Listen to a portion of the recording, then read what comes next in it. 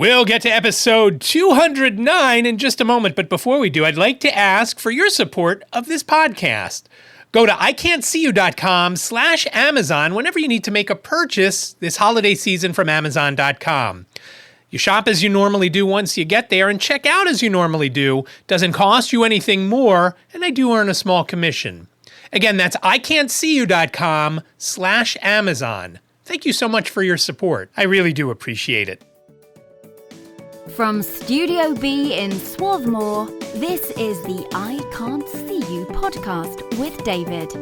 It's like blind people for dummies.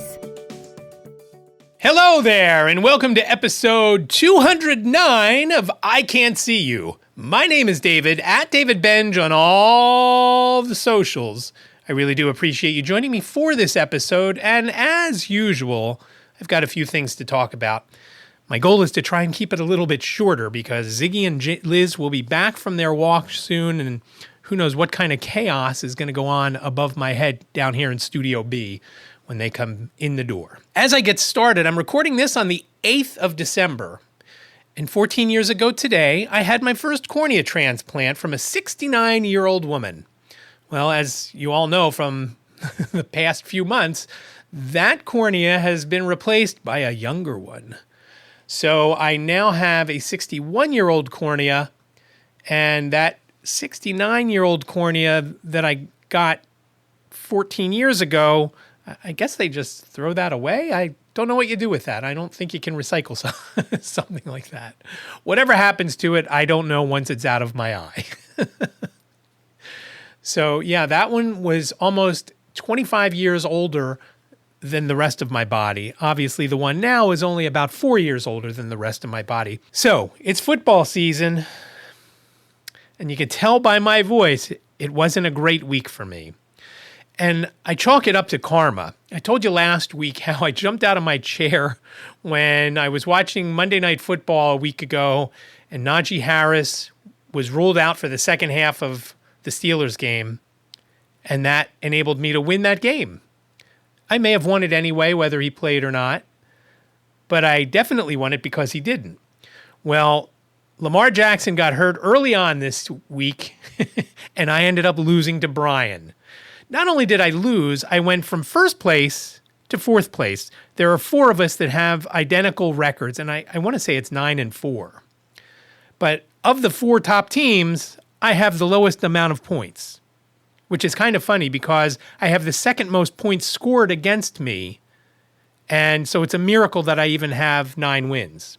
But I do. As long as I'm in the top 6, which I will be because I've already clinched a playoff spot, I will be in the playoffs. I was hoping to get a bye, but it doesn't look really good because while I may win this coming weekend in the All Blind League, I think 2 of the other guys may also win this week. So if you're not in the top 2, you don't get a bye.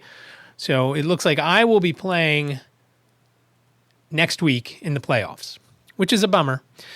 On the Frenemies League front, I am still on top of the table in the All Blind division. I am 10-3 over there, and I have secured a playoff spot because there's only one game left, which is this coming weekend, and I have a 2-game lead. So I'm good there. And as far as points go there, I'm pretty much near the top in the division. I don't know overall. I'm definitely not overall because a couple of the people from Yahoo are killing it with points. And it's just incredible the amount of points one of the guys has. I want to say he has 200 points more than I do. But that's how it stands. I won in hockey. I bumped up to third. Getting beat this week, and it doesn't look good. And I don't know why. It's just, just how it goes sometimes. I've got a couple of things to talk about as far as Jane goes. As I mentioned last week or week before, Jane is moving, and it looks like she found a place on the Upper West Side on 102nd Street, and it's a co-op. So she signed the lease a few weeks ago, and things are good there. But when you move into a co-op, kind of like when we had the place over in the condo around the corner, if you were renting and the place around the corner actually did away with rentals, and some folks were grandfathered in because some of those people still own the units that they bought as rental units back when it was still okay at the Briarcliff where we lived. you have to go in front of the board and talk to them so the board can either approve you or not approve you. And she still has to do that. And that's coming up next week. And I know she's a little bit nervous for it. I don't know why. And I don't think I kind of see it as a formality. I hope it's not. I hope it's something that is an easy thing. She's not a crazy kid that's going to blast music and everything else. As that happens, we still have to plan to move forward because one way or another, she has to move because her lease is up January 14th, just about a month from now, a little more than a month from now. So we're starting to make plans on moving. She's already started to box things up. Again, she's been in this place for 2 years and not quite 2 years because I think for the first couple of months, she didn't move in because she was still living down here with us because her office didn't require her to go in because that was a different job. When she changed jobs in June of 2021, they asked her to come in 3 days a week if she was hired, and she said that's fine. She actually likes going into the office a few days a week because she gets some socialization in and that sort of thing. The thing she doesn't like is the commute. And I think that's number one on most folks' list. They didn't mind going back into the office. It's that time they waste commuting that is just not productive in any sense of the imagination. Especially in New York, you're always turning and looking and making sure somebody's not going to throw you onto the subway tracks or do whatever to you, throw some caustic liquid in your face or stab you, whatever. So there's nothing going. The only thing she's doing on the train is watching everyone to make sure nobody's coming for her. Because she signed a lease and we're moving forward like it's going to happen, she can move in on the 23rd of December, which she's not going to do, but we are going to go up there and get the keys and move a few things. Because the more things we move, the less the movers have to move, and then the less that will get damaged or lost. So we're planning to go up there on the 23rd, Jane and I. We're going to take the train up. And that's what I wanted to talk about now. I had been forgetting and putting off calling Amtrak to make the reservations. And you're saying you still call Amtrak to make reservations? That's silly. It's 2022. Just do it on your own, on the app or on the computer. And the reason I called was because whenever I use the website, there's a timeout. Because it takes me too long. I always forget to check a box or fill in something. And it's hard to do because I don't fully use a screen reader.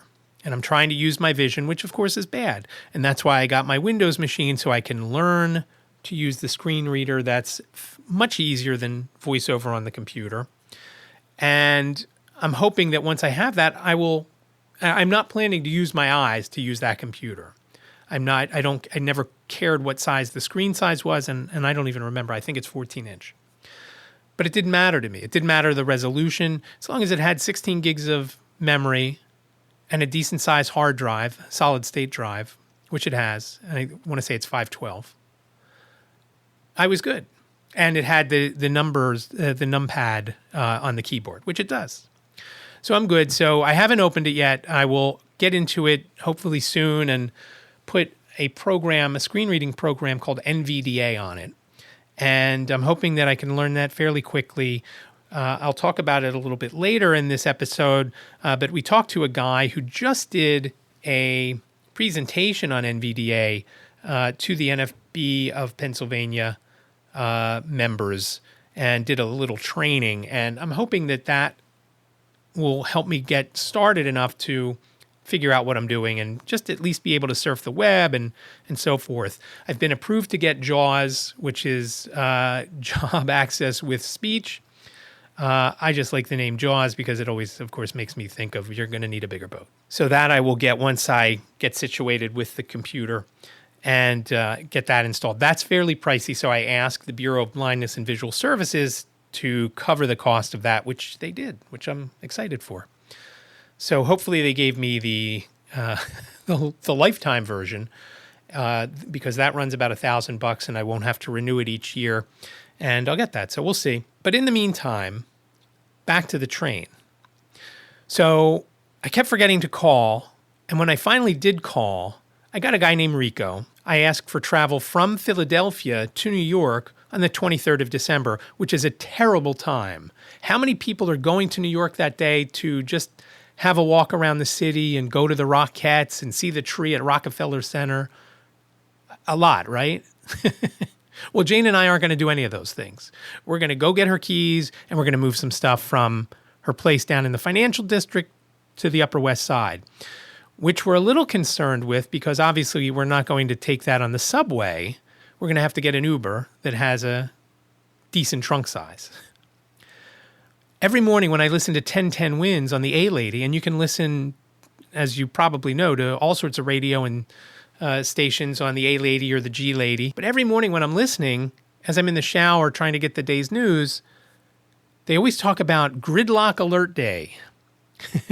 And there is a promo that they have for its Gridlock Alert season. So I'm a little concerned that we have enough time to get from downtown to uptown in a decent amount of time, just so we can have a look around her new neighborhood while we're there and see what's close and everything else. So we're going up on the 23rd. We wanted to leave at, there's a train, I think it's the Keystone 600. It leaves at 8:46 from Philadelphia. That was the best one for us because the regional rail service from Swarthmore to Philadelphia times it out perfectly. We get to Philadelphia with around 15 or 20 minutes to spare, so if the train's running a little late, we wouldn't miss the Amtrak train. Well, that price was higher than one of the other trains, and I thought, I'm not going to do. Liz would have to take us in, then we'd have to leave a lot earlier because there's more traffic and so forth. So I just ended up spending more to take the 8:46 a.m. train. But I didn't do it through Rico because he gave me a price that was crazy. Turns out I just should have stayed on the phone with him. I waited and I thought, you know what, let me try the app. My phone is very accessible, so I logged into the Amtrak app and punched everything in. I then punched Jane's information in. Now, I didn't have Jane's Amtrak rewards number, so I couldn't punch that in, but I could not check out. And I was stuck, and I couldn't go back. Evidently, when I started everything and I just put in for the one train, I didn't do round trip. I only did one way. That was on me. And I don't remember if I ever heard one way or round trip, but I didn't do round trip. So I couldn't figure. So finally I figured, you know what, I'm just going to check out after I punched everything in, and it gave me the price of, I want to say it was $155 for Jane and I, for both of us, not each. And I just couldn't get past this one screen. And Liz wasn't around, so I couldn't ask her to take a look. And when she finally was around, of course, I got the timeout. And later that day, after I did a podcast interview, I thought, you know what, let me do the train tickets before they go up even more. So Liz was going to do them on her computer. I said, you know what, I'm not going to do that. I'm going to go try it on my computer. And then as I started to do it, and it was taking me so long to do some things because I couldn't find one thing on there. And I said, you know what, Liz, why don't you do it? Log in as me on your computer and do it. And she did before the timeout happened. And she actually did miss something as well, but she was able to spot what it was, fixed it, and then bing, bang, boom. So we're going up the 23rd at 8:46. We get in a little after 10. It's the same train I took when I went to Laugh for Sight back in October. So it gives us a good chunk of the day from, again, around 10:10, and our train coming home leaves at, I want to say 5:27 or something like that. And that was one of the cheaper ones coming home, unless we wanted to come home at like 11 o'clock at night. And at that point, I don't know what we would have done other than maybe go out and have dinner. And then we still would have been in a pickle coming home because by the time we got into Philadelphia, there were no more regional rails and we would have had to take an Uber coming home because Liz at that point has been asleep for hours. Even though it was only $92, if we took that later train, we would have spent another $30 to $40 on an Uber. So we figured, why even bother? This way, at least we can just jump on a SEPTA train when we get home and call it a day. And Liz can just pick us up from Swarthmore, not from Philadelphia. And if it's a nice day out, we can even just walk. The issue that I had is something that is a problem, not on just Amtrak's site, but other sites as well.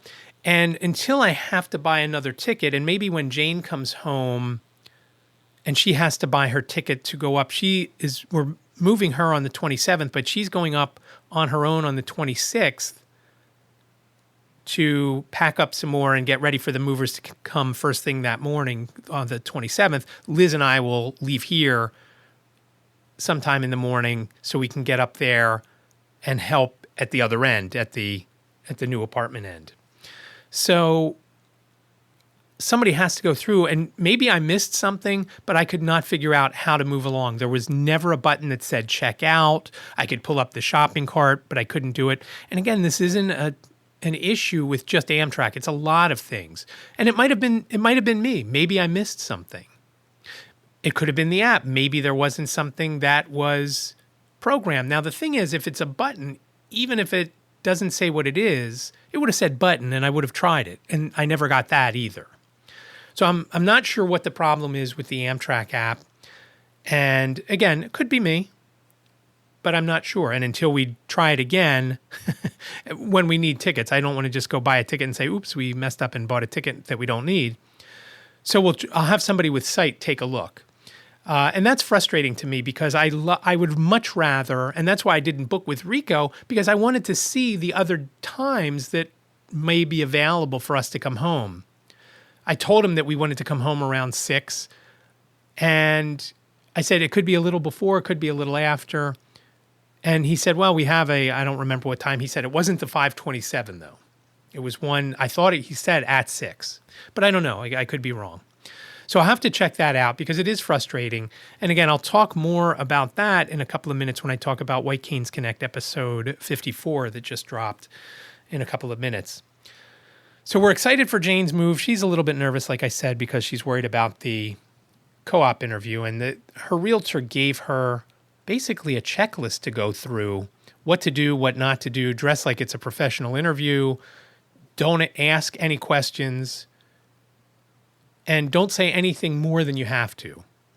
So I'm interested to see how that is. That's going to be via Zoom next Tuesday. And also the people who own the place that she's renting have to be on. So one of the unit owners is going to be on the call as well. So it'll be interesting to see how that goes. And again, I don't expect trouble, but as I may or may not have said in previous episodes, my family's mantra is I've never seen anything like that happen before by a professional telling us, or a doctor, or anybody.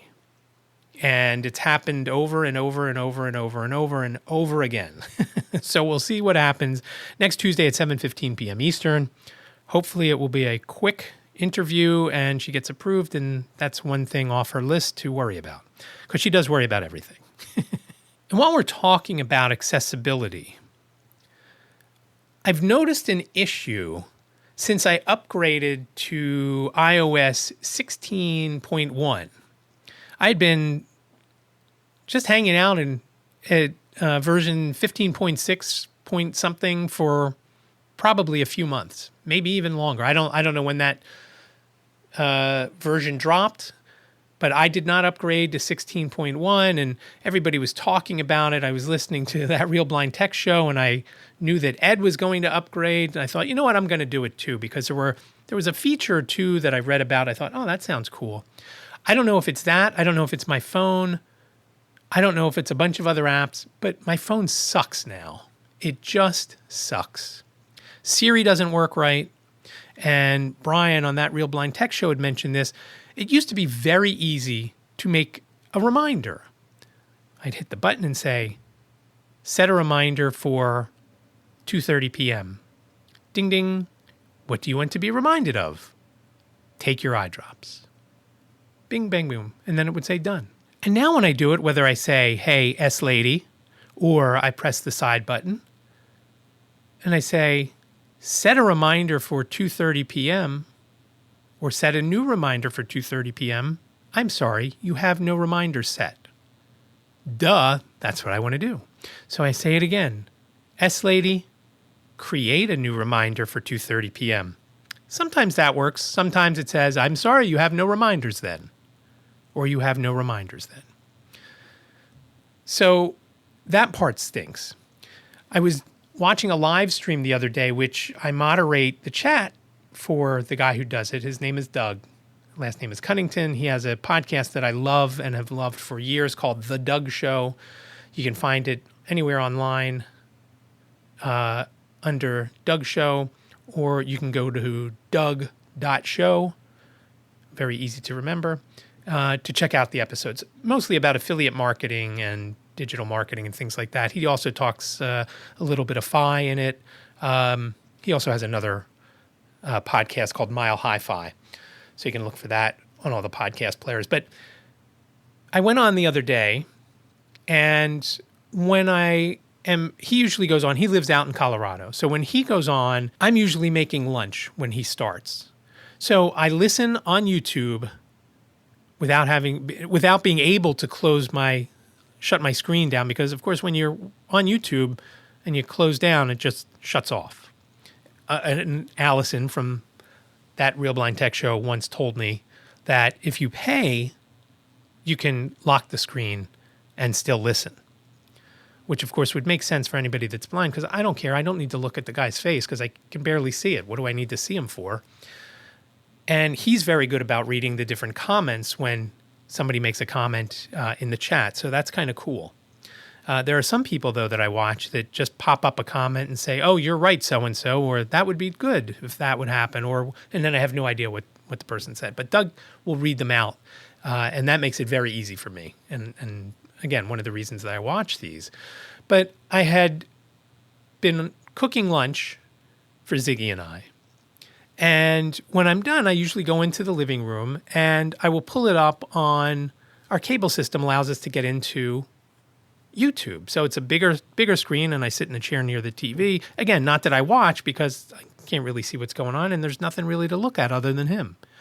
Occasionally, he will do a training where he says, here's how you do this, or take a look at this. And again, I can't see it anyway, so I don't even know why I go onto the TV. It's just easier because I don't like having the earbuds in, I guess.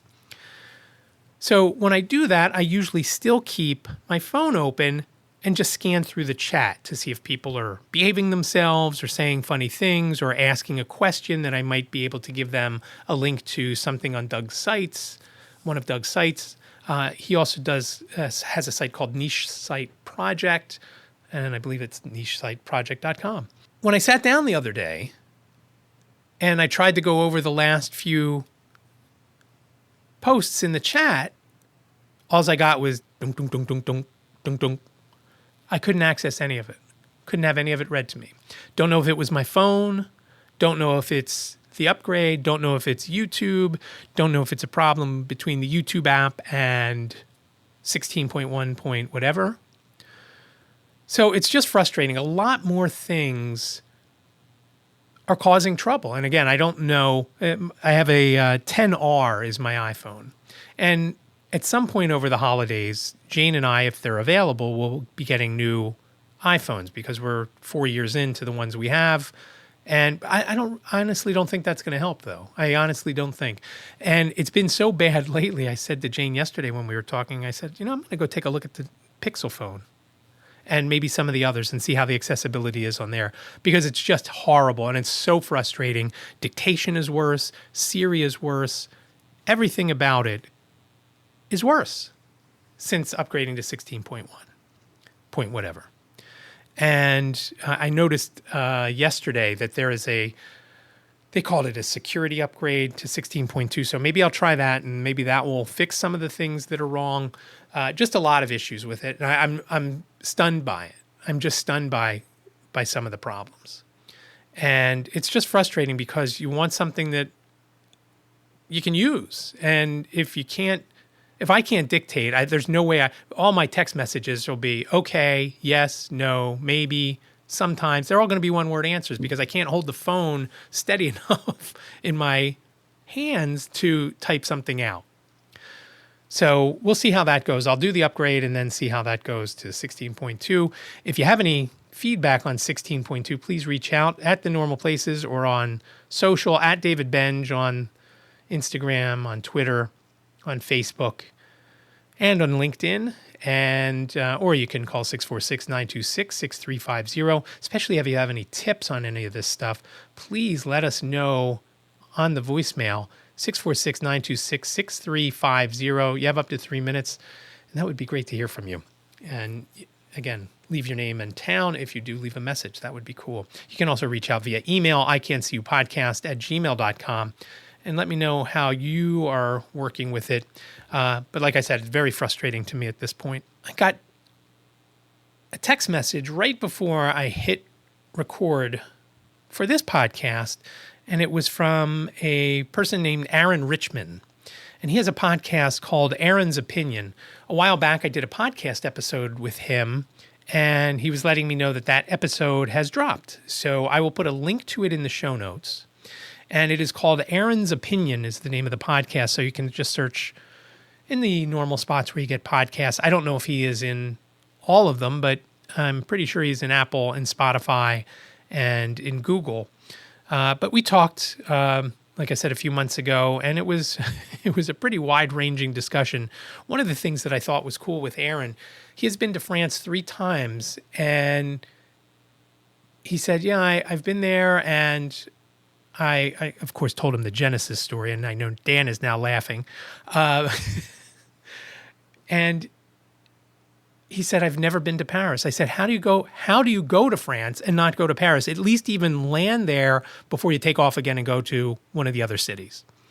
And he may have done that. He may have flown in but never gotten off the plane, just carried on through to, he goes to Montpellier, which is down in the south. It's a place I would certainly consider to move to because it's right near the Mediterranean, fairly large city. It's a college town.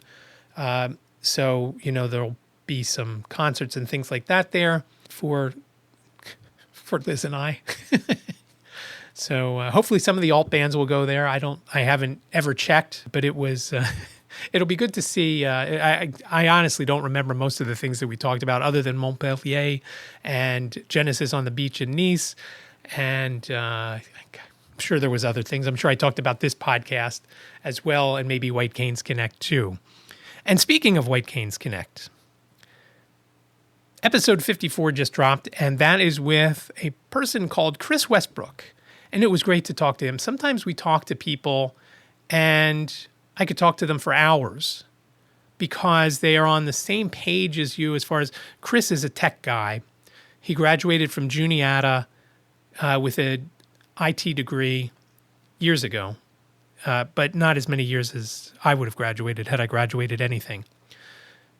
And so he does accessibility testing on websites for the company that he works for, which is very cool. So it all kind of ties into the Amtrak thing, although I don't believe they test apps. I believe they just test sites.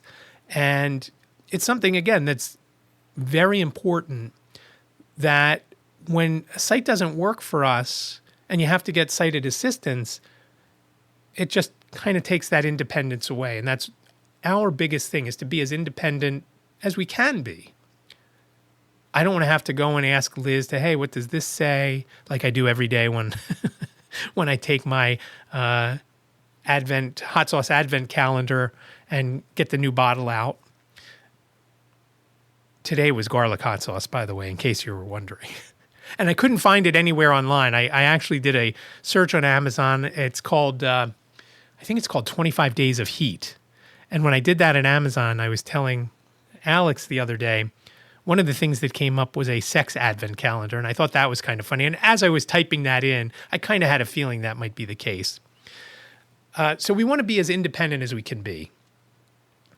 And if a site doesn't work or is not accessible to us, it's an issue, especially if it's an e-commerce site where we want to buy something, and I don't want to get off on a tangent here, but if you've seen the news lately about the web designer, the woman out in Colorado who is fighting the new law out there about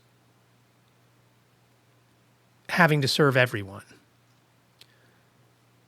My dad once said to me, it doesn't matter who comes up. If somebody comes up to your counter or calls you on the phone to do a service that you offer, you should be as happy as can be, whoever it is. It doesn't matter their politics, their religion, their beliefs. They're standing in front of you and want you to do the work or provide the service or to buy the product. Take the money. That's why you're there. You're there to make money. That's what a business does. And I know I've mentioned it here before. I love Chick-fil-A. I don't understand them closing on Sunday. I mean, I get it because they're religious and that their beliefs. I also don't understand why B&H closes for the Sabbath every week. And I said to Liz, I said, well, if we have some time, maybe we can go to B&H. And I said, oh, wait a minute. We'll be up there on a Friday. I don't know what time they close on Fridays, but they close before sundown because that's when the Sabbath begins. I don't get it. You're in business to make money. That's the bottom line. The bottom line is the bottom line. So make it work for everyone. So anybody that wants to use your service, buy your product, can do it. And so it was great to talk to Chris because we talked about accessibility. We talked about other tech issues. We are on the tech team for the NFB of Pennsylvania, whose website we're going to be redoing over the next few weeks. Chris is also the new president of the deaf-blind division within the NFB of Pennsylvania. So it was great to talk to him. And again, we could have gone on and on and on. We talked about WordPress and we talked about Drupal. And we talked about some other things. Some of the things I had to take out because it was really geeky. And Stacy was the co-host. I don't know that she even understood some of the stuff we were talking about. And I know other people wouldn't have gotten it. So some of the things I did chop because it just was too technical. And maybe that's the opening for it's why shows like that Real Blind Tech Show and others are around because there's some people that like to talk tech. And again, Chris knows this stuff. So again, that's episode 54 of White Canes Connect. And I have a feeling that the NFB of Pennsylvania website is going to be done before the whitecanesconnect.com site is going to be done. But we'll see. I could surprise myself. I always pile too much stuff. It's like when you go to the buffet and you put too much stuff on your plate and then you always have some left over. That's me with doing certain things. And then other things come up that kind of take me away. Another thing that I wanted to mention, as far as White Canes Connect goes, we just spoke with Katia from the Keystone chapter. She's the new president of the guide dog users group within the NFB of Pennsylvania. And she's young and she's a new mom. And it was nice to speak with her because she's very passionate about guide dogs. And she had a lot of great things to say as far as that goes. And one of the things that has stuck in my mind since we spoke to her is when someone has a quote-unquote service animal that gets into an Uber, and it's not really a service animal, it's just a crazy dog like Ziggy.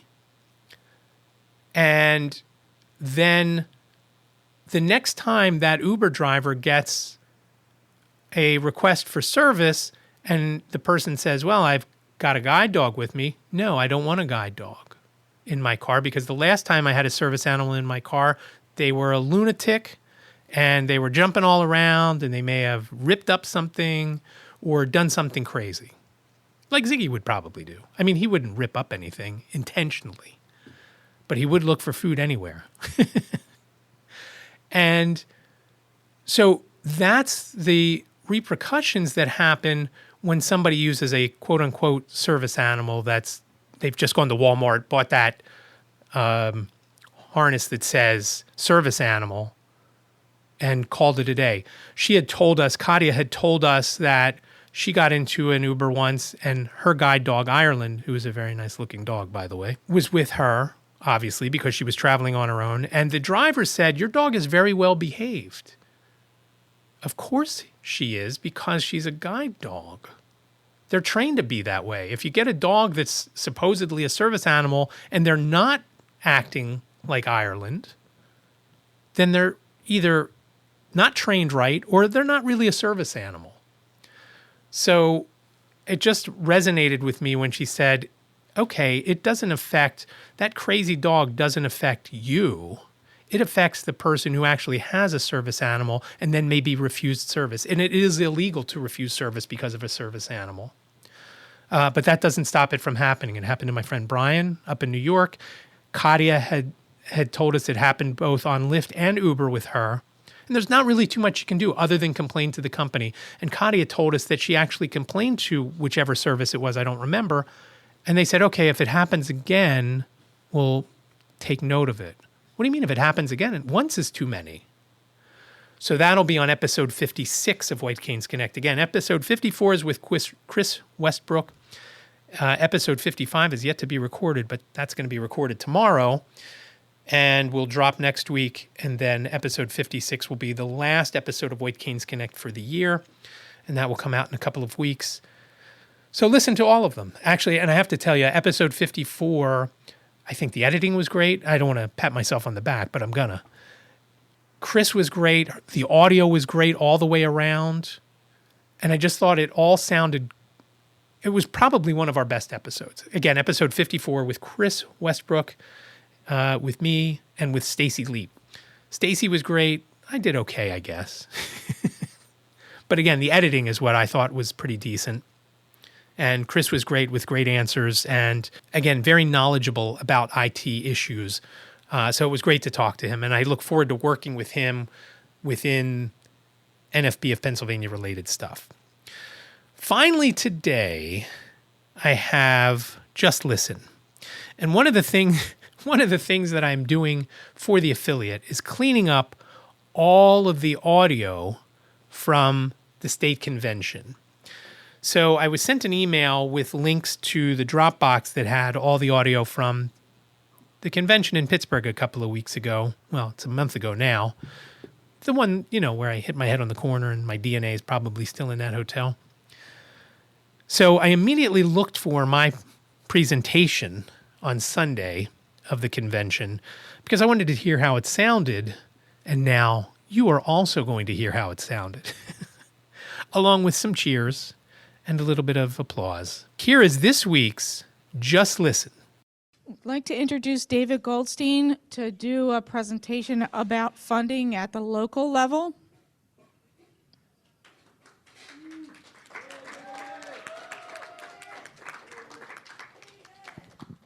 Hey there, Federationists. Welcome to fundraising at the chapter level. You thought I was going to say something different, didn't you? Well, we heard earlier from the different chapters on all the things that they've done to raise money, and I'll be happy to help you guys out. Have a good night. Thank you so much, David.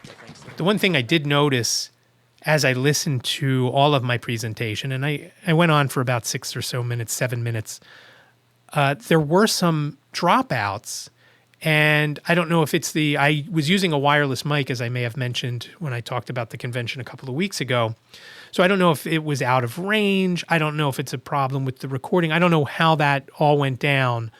But I was in one place for the most part because, as I mentioned, I had my white cane in one hand, a cup of hot tea in the other hand because my throat was really funny. And that's why I sound so funny. Everybody had some degree of some sort of sick. And Lisa thinks it was the flu.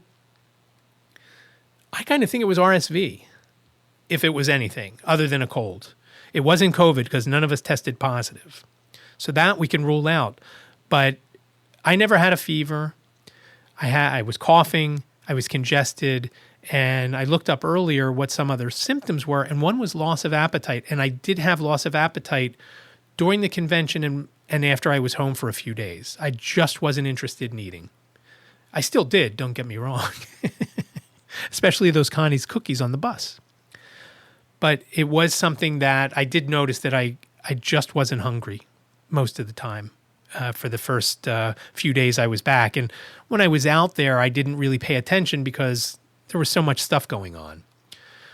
So it was great to hear that from the convention, and I think I did a pretty good job talking about what I talked about. And I can mention, if you have never listened to an episode of White Canes Connect, I start each episode by saying, hey there, PA Federationists, welcome to another episode of White Canes Connect. That's why I said what I said at the beginning. You thought I was going to say something different because I did say something different there. And you heard a couple of people laugh at that. So they were our two listeners. And one of them I can definitely hear was Preston. He laughed because he has a very distinctive and loud laugh, and I could hear him in the audio. So that was kind of funny.